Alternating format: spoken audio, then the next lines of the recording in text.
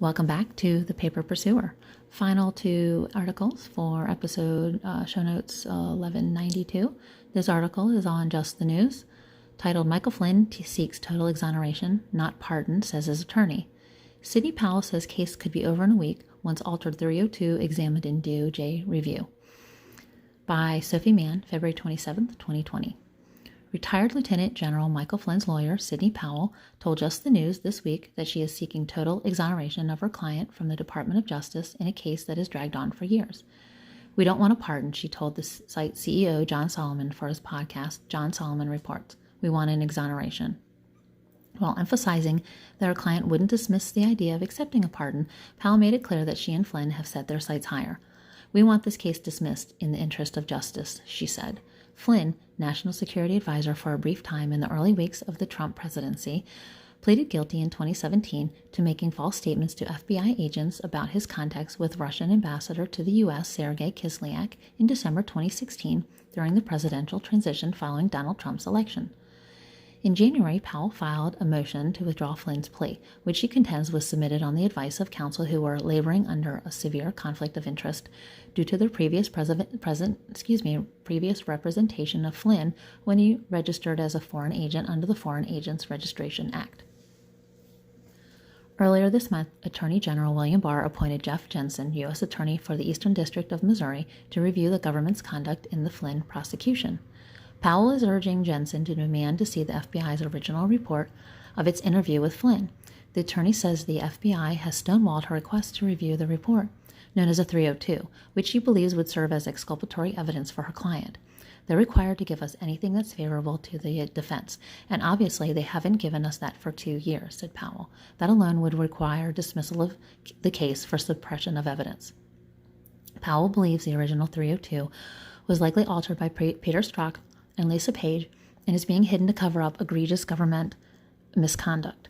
Strzok, former counter-espionage chief at the FBI, and former FBI lawyer Page were both removed from the Mueller investigation for anti-Trump bias revealed in a series of text messages. Sorry about that, my son's home.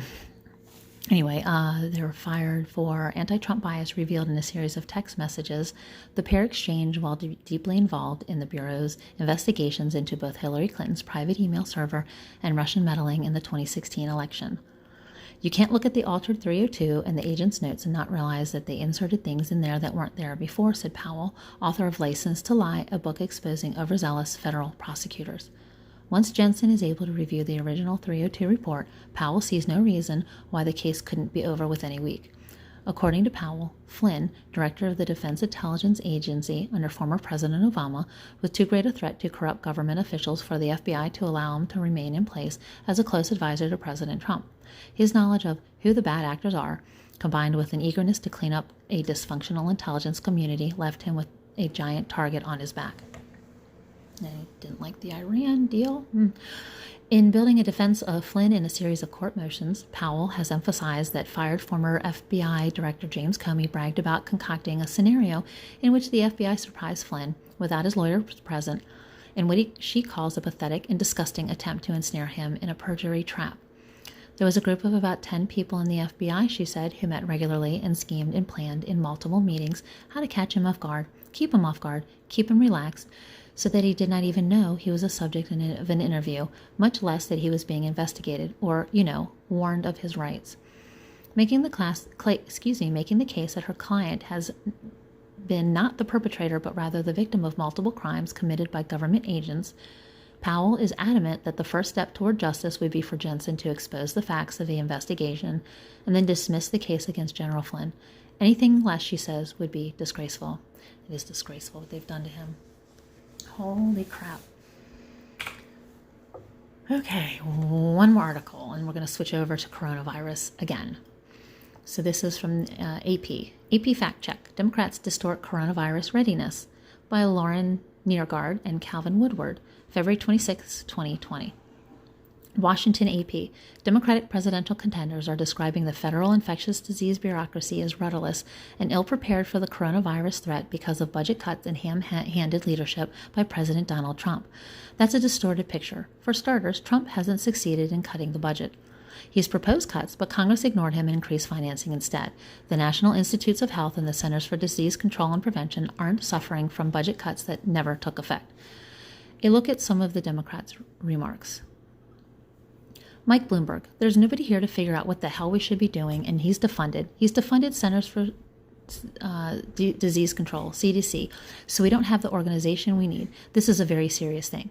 Debate Tuesday night.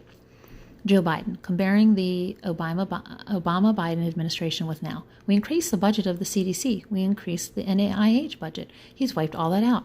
He cut the funding for the entire effort. The facts. They're both wrong to say the agencies have seen their money cut. Bloomberg is repeating the false allegation in a new ad that states the U.S. is unprepared for the virus because of reckless cuts to the CDC. Trump's budgets have proposed cuts to public health, only to be overruled by Congress, where there's strong bipartisan support for agencies such as the CDC and NIH. Instead, financing has increased. Indeed, the money that government disease detectives first tapped to fight the latest outbreak was a congressional fund created for health emergencies. Excuse me. Some public health experts say a bigger concern than White House budgets is the steady erosion of a CDC grant program for state and local public health emergency preparedness, the front lines in detecting and battling new disease. But that decline was set in motion by a congressional budget measure that predates Trump. The broader point about there being nobody here to coordinate the response sells short what's in place to handle an outbreak. The public health system has a playbook to follow for pandemic preparation, regardless of who's president or whether specific instructions are coming from the White House. Those plans were put into place in anticipation of another flu pandemic, but are designed to work for any respiratory-borne disease.